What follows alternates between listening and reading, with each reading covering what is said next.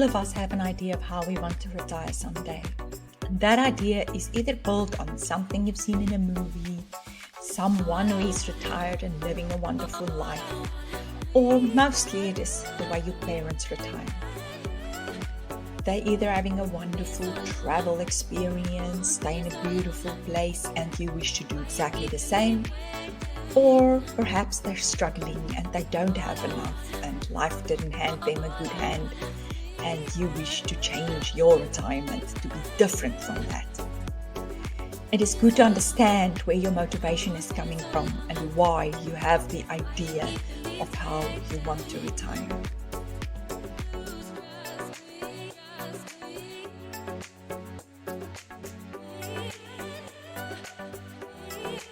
Most people aim to retire at the age of 65. And that's because it's the norm in South Africa. That is when most employer contracts say that you need to retire. And that's mostly when other people older than you are retired, people around you. You don't have to necessarily retire at 65. If you have enough money, you could retire earlier. And retirement doesn't always mean that you have to stop working. A lot of people don't retire at 65 and they work until a much later age. And the reason being, we live longer. It's a lot of time to kill, excuse the pun, after the age of 65 before you get to a point where you actually can't work anymore, you're physically not able to. You might be tired, you might not want to work anymore, but if you do not have enough money, you might not have a choice. So if you have not started saving early enough in your life and you see that your retirement plan or your idea about retirement is not going to work out, work on a plan to enable you to continue to work after the age of 65. Maybe you are working in such an environment where you can contract, or you can still do it from home, or do something online, or something. But if you see before retirement that you're not going to be able to retire with just the money you've saved, make another plan.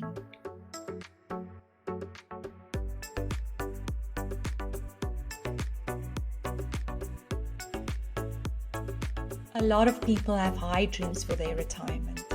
They would say things like, one day when I'm retired, I'm going to do this and that and that. What is it that you want? Do you want to travel the world? Not doing it at the moment for whatever reason. You want to do it after retirement? Do you want to stay in your house until the day you die? Or is it your plan to sell your property and move to an old age home? Do you have a retirement village in mind? Did you find out how much it costs? Are you wanting to live there? Book a place up front? Well, when you are able to, close to retirement.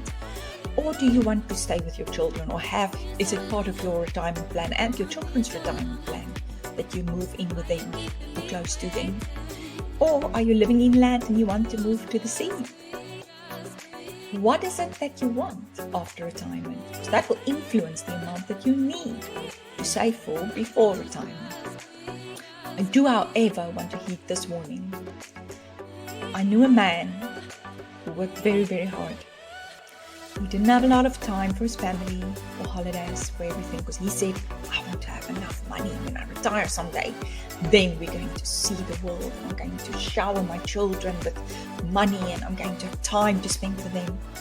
And the sad part is that the year after his retirement, he died of a heart attack. So while he was alive, he didn't do what he wanted to do because he was saving for retirement, because he was going to do all those things that he postponed his retirement. You don't know the future. Don't plan too far ahead. And don't plan so much for that one day that you forget to live today.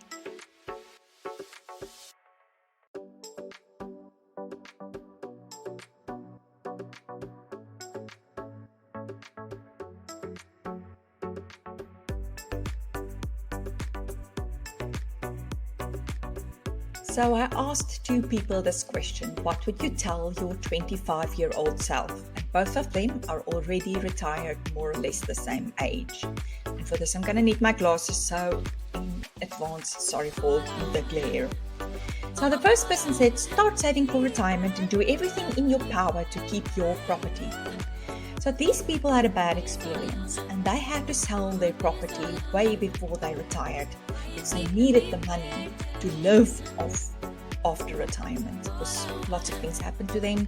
They had just bad luck in their lives, unfortunately. So obviously they would love to go back and try and save that property if they could. However, sometimes this is exactly the problem of most people who bargain on their property for retirement.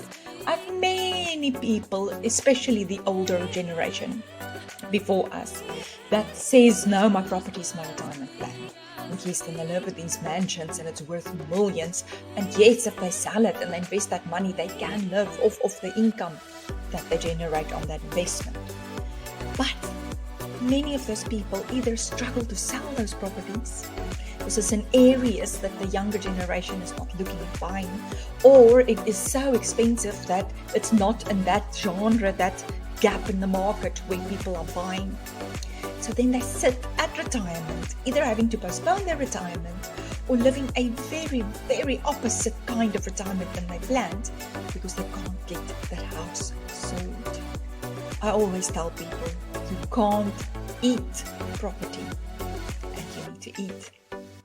So either start early enough to try and get rid of it, scale down perhaps and invest the money in your big mansion beforehand, or diversify. That's just an easier solution. Make sure that you're not bargaining on that property alone for your retirement plan. I have people that rent out the property thinking that's the way that they're going to generate the after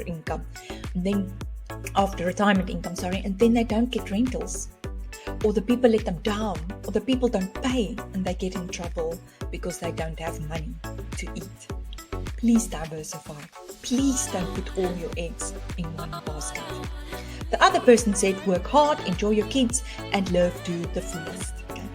They worked very hard until the day they retired. Very hard. So therefore, they feel like they are enjoying the fruit of their hard labor because they belong to a pension scheme in a corporate environment, and now they're retired and they can live off that money. But they feel that their hard work paid off.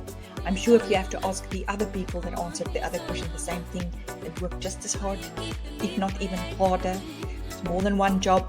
They just couldn't catch up. So in their case, the hard work didn't pay off.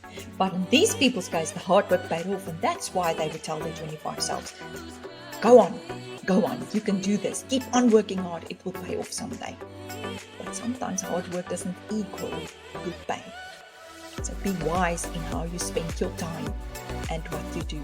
But with the rest, I do agree. Enjoy your kids. Live to the fullest. Live for today.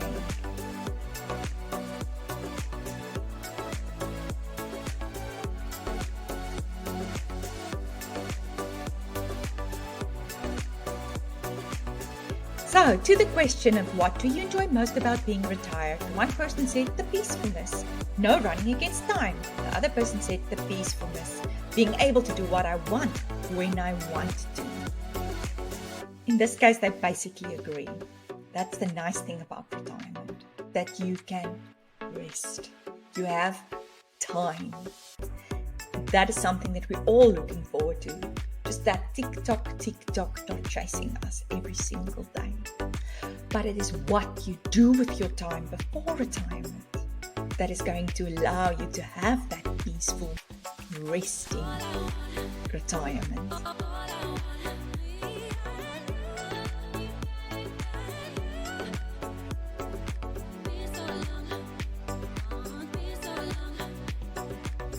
On the question, what would you change if you had a do-over? The one person said, I would save more so that I could travel.